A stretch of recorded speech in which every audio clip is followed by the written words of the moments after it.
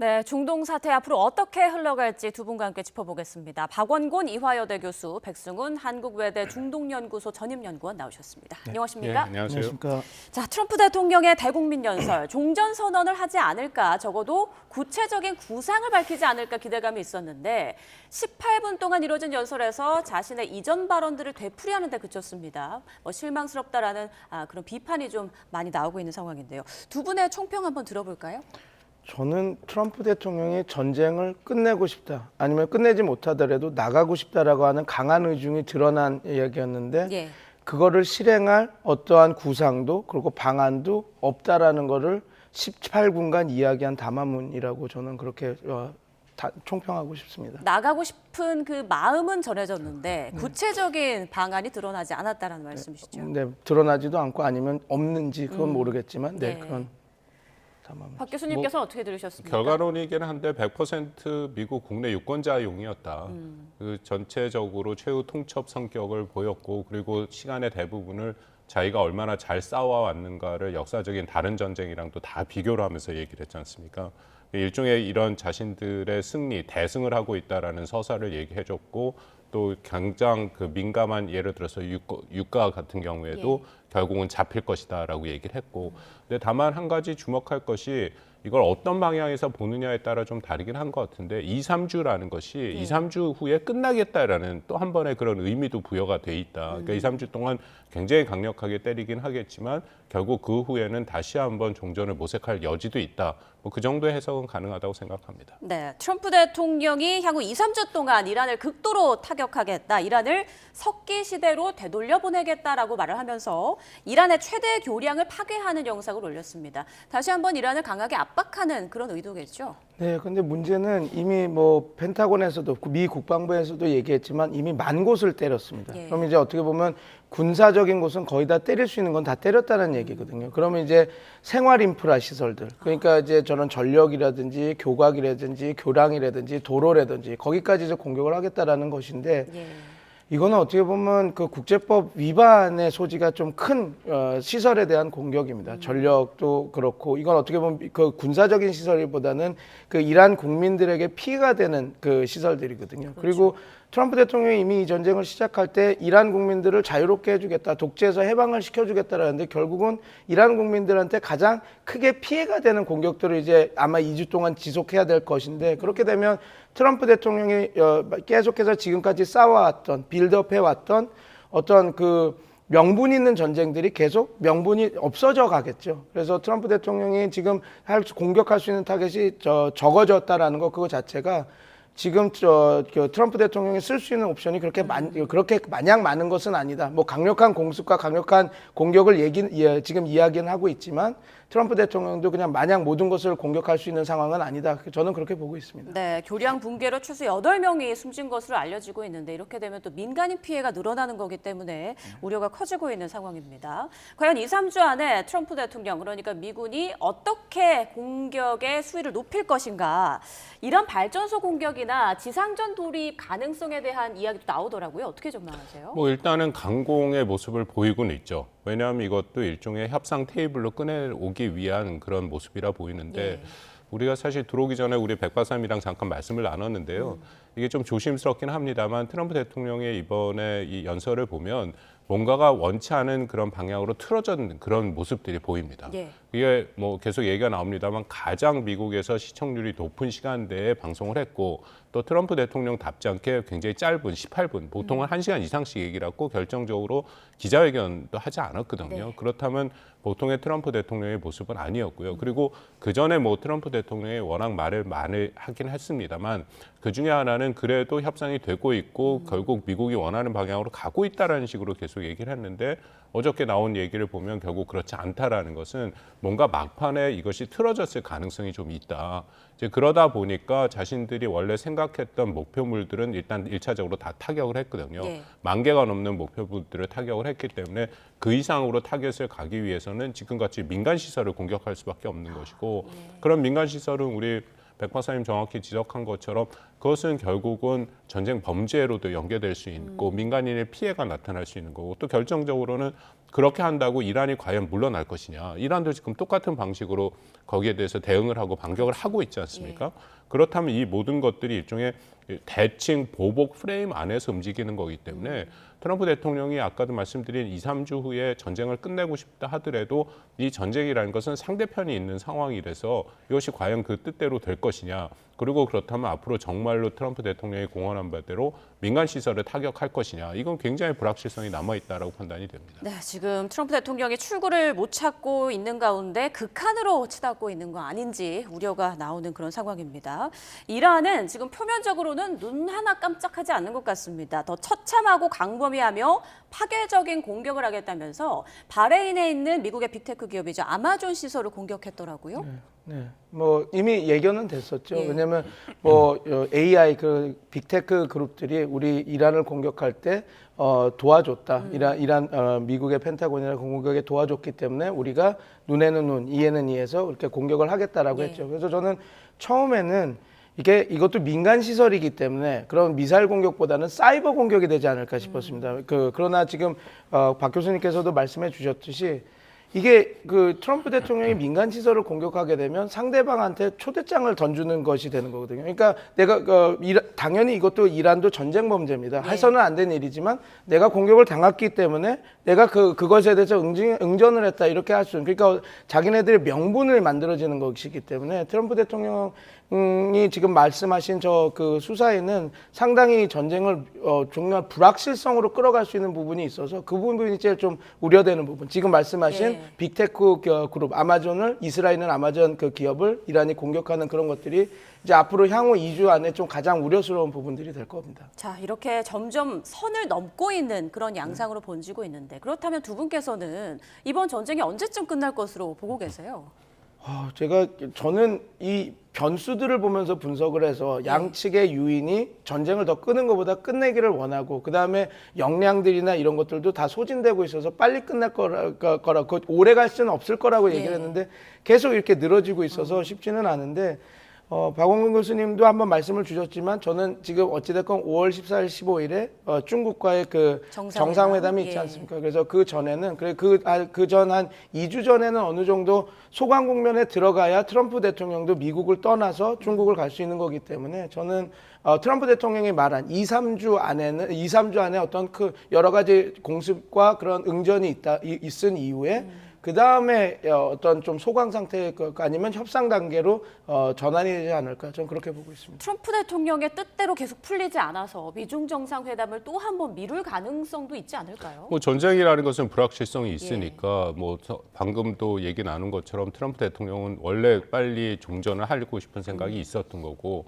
처음부터 4주에서 6주를 얘기했던 거고 이번에도 다시 2, 3주라는 시간을 계속 못 박는 것은 빨리 나오겠다라는 생각은 분명히 있는 것으로 보이긴 합니다. 근데 물론 그것에 대한 두 가지 변수가 있다고 생각하는데 하나는 호르무즈 해협 문제죠. 뭐 트럼프 대통령이 계속 미국은 거기에 상관이 없다라고 얘기를 하지만 결국 호르무즈 해협 때문에 유가가 올라가고 그것이 미국한테도 치명적인 특히 국내 여론에서의 치명적인 그런 부분이 있기 때문에 트럼프가 신경을 써야 되는 거고요. 하나는 이란의 반응이죠. 계속해서 뭔가 협상이 물밑에서 이뤄지고 있긴 하는데 뭐 그거는 이란도 마찬가지 미국도 마찬가지 현재 내세우고 있는 협상안에 대한 수준이 너무 높기 때문에 서로 간에 합의를 이룰 가능성이 점점 낮다. 그렇다면은 1차적 고비는 아마 2, 3주 후를 다시 얘기했으니까 그때쯤의 상황이 1차적인 그 판단의 기준이 되지 않을까 하는 생각은 있습니다. 네, 일단 4월 안에 무언가가 좀 마무리가 되기를 간절히 좀 바라보겠습니다. 자, 일각에서는 트럼프 대통령이 계속 나토 탈퇴 얘기를 했기 때문에 이번 연설에서도 언급하지 않을까 하는 전망이 있었는데 언급하지 않았습니다. 미국에 협조했거나 피해를 입은 동맹국들을 향해서 감사하다라는 메시지만 밝혔거든요. 이런 의도는 뭐라고 봐야 될까요? 지금 뭐 나토를 탈퇴하겠다 이런 얘기는 계속 수사를 하고 있죠. 근데 이게 법으로 좀 불가능한 부분이 있습니다. 그러니까 이게 미국의 수권법에는 이런 나토 같은 국제조약에서 탈퇴를 하거나 그걸 취소를 하려면 상원의 3분의 2의 승인을 받아야 되거든요. 그러니까 트럼프 대통령이 내가 나가겠다 해서 나갈 수 있는 것이 아니기 때문에 뭐 모르겠습니다. 트럼프 대통령은 행정명령도 있고 여러 가지 방안을 이용해서 나가는 거와 같은 효과를 낼 수 있는 압박을 말할 수 있지만 나토나 다른 국가들도 알 거거든요. 아, 이게 트럼프 행정부 있을 때나 계속 유지가 되는 거지 그 이후에는 이게 유지될 수 없다라는 걸 알기 때문에 트럼프 대통령도 그걸 아니까 저기에서는 공식적인 자리에서는 이야기를 하진 않고 이제 그냥 동맹국들을 좀 칭찬하는 이야기를 좀 한 것 같습니다. 그러나 뭐 그 다음에 나왔던 것처럼 우리나라와 몇몇 나라를 꼭 집어서 예.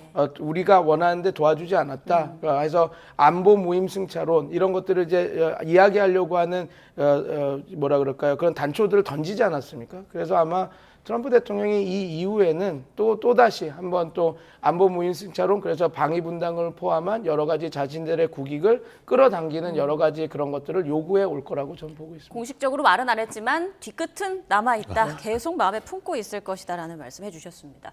그리고 어제 트럼프 대통령이 오바마 전 대통령을 언급을 했는데 버락 오바마 후세인이라고 언급을 했단 말이죠. 그러면서 내가 오바마 행정부에 참담한 핵 협정을 종식시켰다라고 말을 했어요. 이건 어떤 의도일까요? 아까 말씀드린 것처럼 국내 오디언스 유권자들을 향해서 특히 자기 지지층을 향해서 얘기하는 거죠. 후세인이라는 이름이 들어간 것은 결국 무슬림의 의미가 있는 예. 거기 때문에 보수층의 일부의 그런 그 이슬람 무슬림에 대해서 부정적인 생각을 갖고 있는 그런 걸 일종의 환기시키는 거죠. 또 하나는 2015년에 오바마 대통령 때 이란과 핵 합의 JCPOA를 맺었습니다.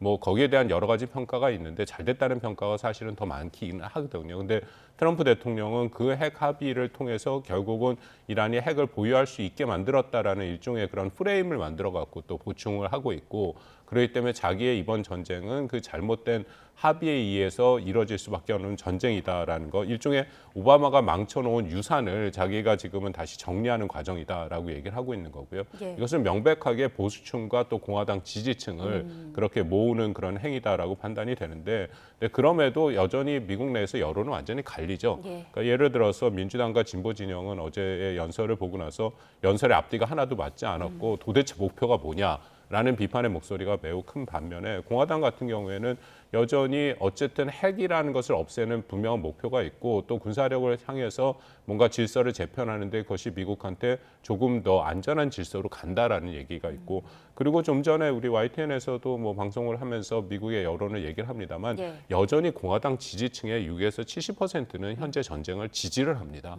이제 그런 부분들이 양극화된 모습으로 드러나고 있다라고 판단이 됩니다. 네, 어제 연설 뒤에도 공화당 지지층들의 여론이 탄탄하게 변화가 없을까요? 글쎄 전체적인 그 수준에서는 뭐 33, 4%까지의 그 트럼프 대통령에 대한 지지층 특히 이번 전쟁에 대한 것을 포함해서 지지도는 내려가는데 그걸 공화당으로 특정해서 얘기를 하면 여전히 60%가 넘는 공화당의 지지층들은 이 전쟁에 대해서 동의를 하고 있고 특히 마가라고 불리는 트럼프의 핵심 지지층은 거의 90% 가깝게 이번 전쟁에 대해서 지지를 하고 있거든요. 예. 그러니까 30%대에 가깝게 많이 내려오긴 했습니다만 이른바 차돌 지지층은 여전히 뭉쳐 있다. 뭐 그 이상으로 내려갈 가능성은 커 보이지는 않습니다. 네, 자 그리고 호르무즈 해협 상황도 보겠습니다. 어제 트럼프 대통령 우리는 중동으로부터 완전히 독립적이다. 그곳에 있을 필요도 없고 그들의 석유가 필요하지 않다라고 하면서 이 사태를 한국 등 다른 관련국들 그러니까 호르무즈 해협을 통과해야 하는 나라들이 좀 알아서 해결해야 한다라는 취지로 말을 했습니다.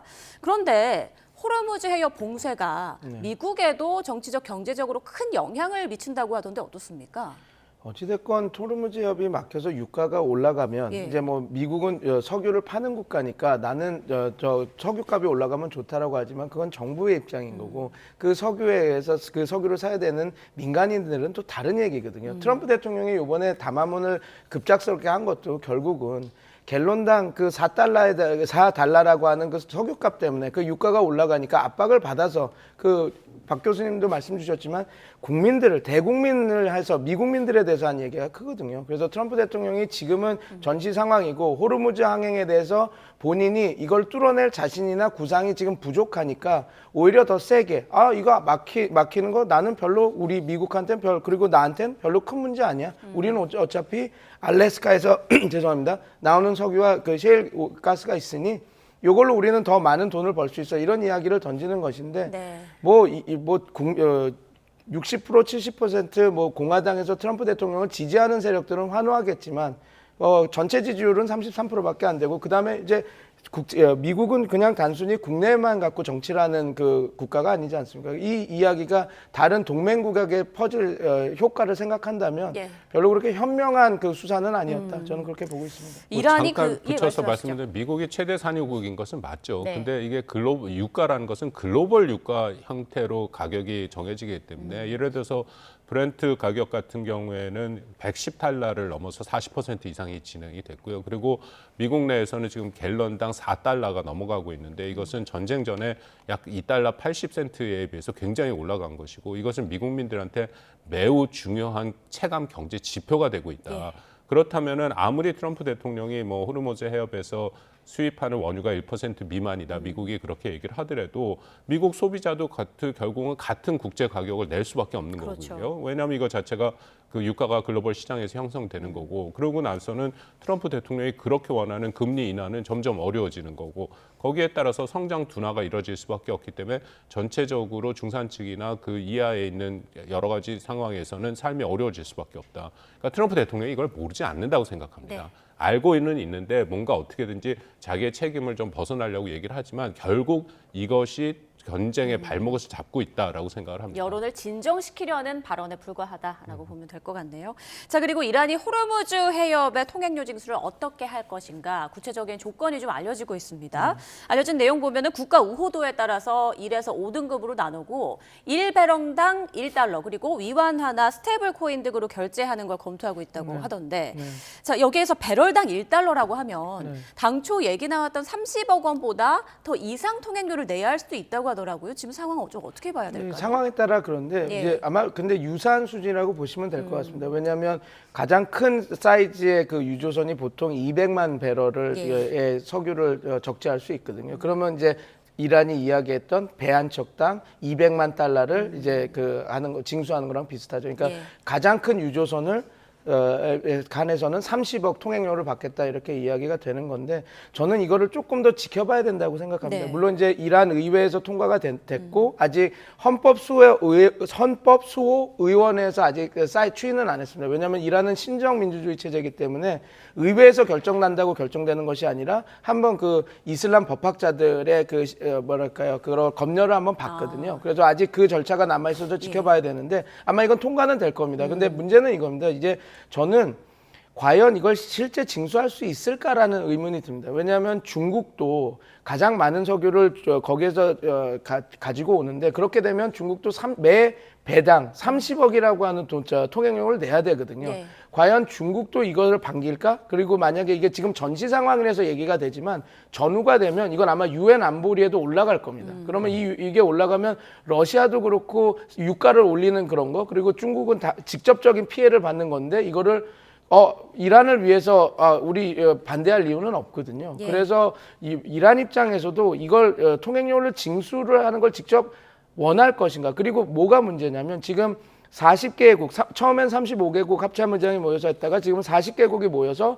전시 이후에 전쟁 끝나고 나와서는 호르무즈 항행에 관련해서는 우리가 어떤 조치들과 다자주의 틀을 만들어서 해결을 하겠다라고 하면 결국은 지금 유엔도 나왔고 그 40개국도 나왔는데 지금 이란은 미국과 싸우고 있지만 이게 정전이 끝나고 나면 이제 유엔 그리고 40개국과 싸워야 되는 상황이 벌어질 수 있습니다. 예. 그래서 거기다가 이 통행료를 받는 거는 국제법에서는 완전히 위반이기 때문에 자기네들 근거도 없고요. 그래서 저는 이게 좀 저의 상상력인데 그냥 지금 이란 입장에서는 배상금을 받지 않으면 국가 생존이 어려운 상황입니다. 우리가 12월, 1월 달에도 그 상황을 받지 않습니다. 예. 그래서 돈을 좀 받아내야 되는데 지금 150조, 그다음에 배 한 척당 30억이라고 하는 이 수치가 배상금을 받으려고 하는 중거점이 되지 않을까 저는 생각합니다. 그러니까 만약에 협상을 하는데 미국이 이제 동결된 자산을 어느 정도 줄게라고 해서 협상이 될 때 미국은 당연히 적은 돈을 주려고 할 텐데 그러면 이란은 아니 그런 돈 주지 마. 그럼 우리는 통행료를 받을 거야. 통행료가 한 130조 돼. 그러니까 나는 이거 받을게 해서 그게 이란도 그 130조를 다 받을 수 있을 거라고 생각은 하진 않겠지만 어떤 협상에서의 중거점으로 지렛대로 사용하려고 지금 이런 이야기가 되는 부분도 있어서 지금 통행료 관련해서는 조금 더 시간을 지켜보고 종전 이유를 지켜봐야 좀 더 적확한 분석을 할 수 있을 것 같습니다. 네. 잠깐 저도 좀 더 하면요. 이건 매우 심각한 문제입니다. 만약에 그렇게 통행료를 한다면 우리 한국 같은 경우에 연간 1조 원대의 추가 부담이 되는 것이고요. 그리고 조금 전에 우리 백승훈 박사께서 잘 말씀하셨는데 이거는 유엔 해양법 협약의 명백한 위반입니다. 네. 이제 국제법 해협 규범행과도 상당한 충돌이 될 수밖에 없는 것이고 왜냐하면 호르무즈 해협이라는 것은 수에즈 운하 같은 인공시설이 아니고 고전적인 국제 해협이거든요. 그렇다면은 기본적으로 그 통과는 어떠한 경우에도 정지시킬 수가 없게 돼 있습니다. 예. 그것은 국제 협약에 따른 것이고요. 그래서 비정지 그 무해 통행을 보장을 해야 되는 것이고 이것을 어떤 단순한 제재 보복이나 지금 자유권 명분 같은 차원으로 임의로 정지시킬 수 없다라는 것이고요. 또한 군사적 목적과 다른 그냥 일반 상업 그런 그 상업 화물을 싣고 가는 것을 멈추게 된다는 것은 국제 인도법적 관행에도 어긋나는 것이기 때문에 만약 이렇게 되면 아까 말씀한 유엔 안보리에서도 1차 결의가 나왔거든요. 여기에 대해서는. 그리고 40여 개국가 모인 것도 이것이 가장 핵심인 거고 그러면 대이란 제재는 더 강화가 되고 종국에는 시간이 걸리겠지만 군사적인 조치까지도 이루어질 수 있는 거기 때문에 이란도 이런 선택을 하기는 저는 쉬워 보이지는 않습니다. 네, 호르무즈 해협의 통행료 징수 현실적으로는 쉽지 않을 것이다라는 두 분의 전망 들어봤습니다. 그리고 이란이 오만과 함께 호르무즈 해협의 안전 항행을 보장하는 의정서 초안을 마련 중이다. 뭐 이런 소식이 또 전해졌는데 이 부분도 약간의 긍정적인 희망적인 시그널이라고 볼 수 있을까요? 글쎄 뭐 그 협상서 초안을 내용을 보니까 예. 그것도 일종의 그런 통행을 관한 그런 이란의 권리를 확인하는 그런 작업들일 수도 있거든요. 예. 그렇기 때문에 현재에서는 이란의 입장에서는 당연히 호르무즈 해협이 결국은 갖고 있는 최대치의 미국을 압박할 수 있는 카드고 또 국제사회에 대해서 이런 주변을 환기시킬 수 있는 부분이긴 하지만 그것도 여전히 좀 한계가 있다라는 생각이 들고 그리고 어떤 협의가 나와서 할지 이제 구체적으로 밝혀지면 우리가 좀 확인이 될 수 있기는 하겠지만 조금 전에 말씀드린 그런 이유 때이기 때문에 만약 통행권을 여전히 제한하는 그런 형태로 간다라는 것은 상당한 한계가 있을 수밖에 없다라고 판단이 됩니다. 네, 그리고 지금까지는 어쨌든 이란의 전쟁에 대해서 국제 여론이 어쨌든 미국과 이스라엘이 먼저 시작된 전쟁이었고 그리고 이란이 나름대로 거기에 대해서 대응을 한다라고 해서 약간의 이란에 대해서 동정적인 여론이 있었다라고 치면 만약에 이런 호르무즈 해협이 계속 가게 된다면 그 여론이 또 뭔가 반전될 가능성도 적지 않게 있다라고 생각합니다. 네, 자 이란의 최고 지도자 하메나이는 어제 트럼프 대통령의 연설을 듣고 어떤 생각이 들었을지 궁금한데 연설 전에 모즈타바가 메시지를 냈습니다. 이슬람 공화국의 날을 맞아서 순교자들을 위한 나무를 심자 이런 메시지를 냈는데 뭐 이번에도 목소리를 들을 수 없었고 뭐 모습은 더욱더 알 수 없었습니다. 어떤 의미로 볼까요? 지금 근데 러시아 주 이란 러시아 대사가 이야기했듯이 이란에 있다, 모즈타바는 이란에 있다 그런 얘기를 하지 않았습니까? 그래서 살아있는 것은 사실인 것 같습니다. 예. 근데 저도 어느 정도 상태인지는 제가 알 수 있는 영역이 아니라서 근데 지금은 어찌됐건 이것만 보면 될 것 같습니다. 지금 이란이 어찌됐건 단일 대오로 지금 이 전쟁을 임하고 있다. 그리고 뭐 인지전이나 뭐 모즈타바가 죽었다, 게이다 이런 것들의 여러 가지가 나오고 있는데 그것이 별로 이란 국민들이나 이란 지도부의 균열에 별로 큰 도움이 되고 있지 않다라는 부분에 좀 집중해서 봐야 될 것 같고 예. 아마 왜 안 나오냐 하면 저는 이거를 좀 이 부분이 제일 맞지 않나 싶습니다. 왜냐하면 지금 이스라엘이 계속해서 암살을 하려고 하고 그 라리잔이라든지 그런 걸 볼 때 딸을 만나러 가서 경호원들을 좀 뺐을 때 타격해서 죽었거든요. 그러니까 일거수일투족이 다 감시가 되고 있어서 지금 측근을 만날 때도 먼 지역에서 다 그 핸드폰도 다 안 돼. 왜냐하면 그 핸드폰이 어디서 끊겼나 이런 것도 위치가 파악되지 않습니까? 예. 그래서 그 완전히 철통 보안으로 지금 신변 안전에 기하고 있다라고 해서 그래서 이렇게 안 나오려고 하는 거 아닌가. 그래서 저는 그 부분에 좀 방점을 두고 싶습니다. 네, 트럼프 대통령 연설에 대한 모즈타바의 메시지는 또 어떻게 나올지 한번 지켜보겠습니다. 지금까지 박원곤 이화여대 교수, 백승훈 한국외대 중동연구소 전임연구원과 함께했습니다. 고맙습니다. 감사합니다.